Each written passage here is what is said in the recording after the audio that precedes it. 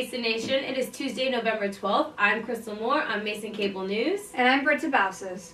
So, it's freezing this morning. It is. It made it really hard to walk here this morning. Yes. It wasn't that bad. I had very limited motivation in coming here, but I pulled myself together even though there was rain, there was like flurries. Yeah, exactly. I think it's going to snow today. It's supposed to snow sometime. But that means it's getting closer to Christmas, which is good. Yeah, holiday So, time. At least there's that. Yeah.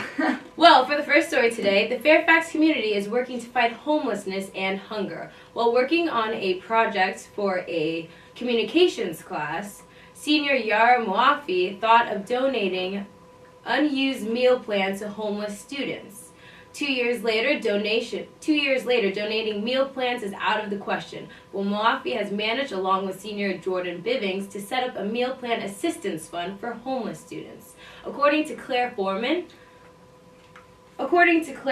Assistant Director of University Advancement and Alumni Affairs, University Life and Sodexo have worked out an agreement in which University Life will distribute Southside meal vouchers to students who are in need. The money donated to the Student Meal Assistance Fund will pay for these vouchers. Students in need of emergency meal assistance are either referred to or can self-identify to the Office of Case Management and Student Support. According to Moafi, many Mason students are unaware that homelessness is an issue for other students and a problem in the Fairfax County. There are a lot more people than we think there are that need help. The figure last year was 12. This year it is 20 students who self-identify themselves as homeless. These are the ones that are brave enough to come into the office and get help. I'm sure there are a lot more that just aren't saying anything about this, Moafi said. Margaret Siwaska, Director of Student Support and Case Management, says, "We do have some students that are homeless in the sense that they are truly living in cars or they are couch surfing, sometimes sleeping outside or in one of their buildings. These students and students overall are referred to my office a lot of times by faculty, also staff, and some students self-identify." According to Bivings, our main goal is now to figure out how we can make sure these students know about these funds and how we can help people in the Fairfax County. I think that's a great thing that they're doing there. Definitely an inspiring story. Yeah.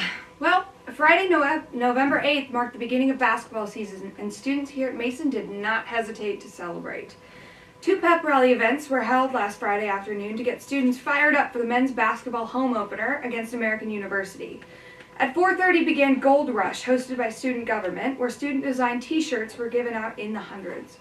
The celebration was taken to Parking Lot A then, where the famous Hoopla Block Party took place, hosted by Patriot Activities Council. This year, the council offered more food options at Hoopla in an effort to make Hoopla a more traditional tailgating event. In addition, there were giveaways, a live DJ, basketball hoops, and an inflatable hoop shooting game to get students ready to watch their favorite college team begin their inaugural season in the Atlantic 10 Conference. That was a lot of giveaways. I'm so jealous that I wasn't there. I wish I was there to get some of this stuff. Huge deal. Definitely going to the next game to support. Mm-hmm. Well, in our next story, last week Alpha Phi Eta Lambda held their annual King of Hearts pageant in an effort to raise money for Alpha Phi Foundation in support of women's heart health. 1 in 3 women are affected by heart disease, and approximately 43 million women in the U.S. alone suffer from this disease, which kills more people than all cancers combined. The King of Hearts pageant is an opportunity for Alpha Phi to involve and educate the GMU community about our philanthropic efforts through a night of fun and entertainment, said Mason Jr. and Director of Philanthropic Efforts for Alpha Phi, Catherine Gauthier. Over 10 Mason organizations participated in King of Hearts, which took place over a 3-day period.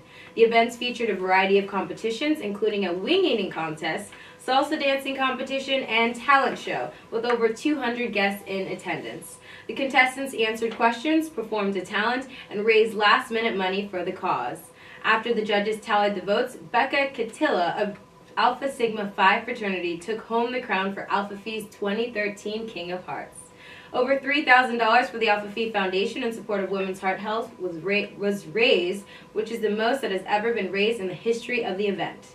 When asked what motivated her to help put together the event, Gauthier said, "I was inspired by the support and encouragement of my sisters that I continue to receive from not only Greek students, but the entire student body year after year." For further information about Alpha Phi Eta Lambda, please check out their website at gmualphaphi.com. Sounded like a good time. Mm-hmm. Well, for some students, the dream of attending college is more attainable now than ever. George Mason has teamed up with Fairfax County Public Schools, FCPS, for its 13th year of the Dreamcatchers program, which provides a connection to Mason for at-risk high school students. Dreamcatchers is looking for Mason faculty and staff who can relay support to these students and serve as kind of a life mentor. Through the program, students are taught valuable skills and develop a long-term relationship with a Mason staff member. Mentors for the program will be matched to high school juniors or seniors according to common interest and geographic location. Dreamcatchers emphasizes the continuation of a relationship throughout the completion of the student's time at Mason and encourages frequent communication between mentors and their mentees in order to create a strong bond. Anyone interested in Dreamcatchers should complete the Mason Dreamcatchers Mentor application and submit it through the website or to kkitchen@gmu.edu. Any questions should be directed to Karen Kitching at 703-993-9038. Awesome. Mm-hmm. And now on to a commercial break.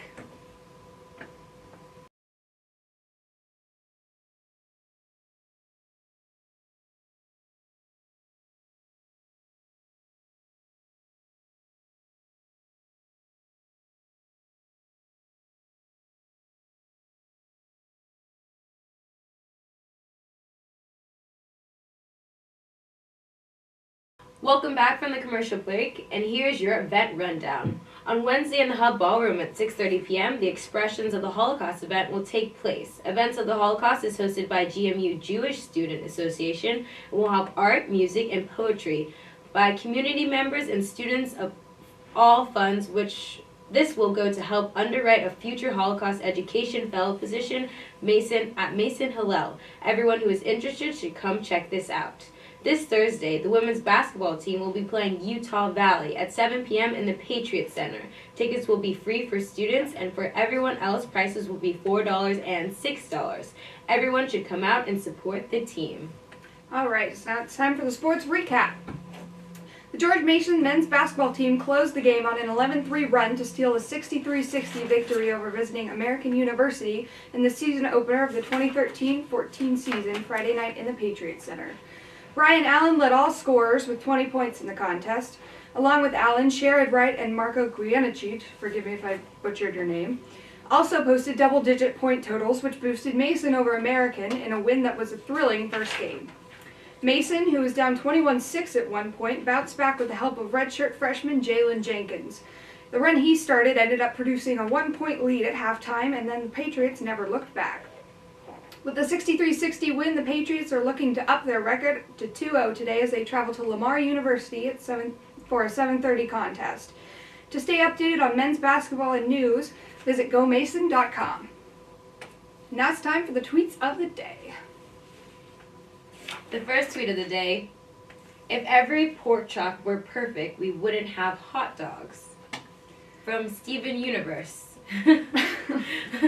Not entirely sure what that means, but thank you, Stephen, for your sentiment. I mean, he has a point, though, right? That's true. That's true. Yeah, if every pork chop wasn't perfect, then we wouldn't have hot dogs. Absolutely true. Oh, yeah. All right. It's funny. Last night, while playing futsal, a ball hit my leg and actually left an imprint of a soccer ball. It's still there. # marked.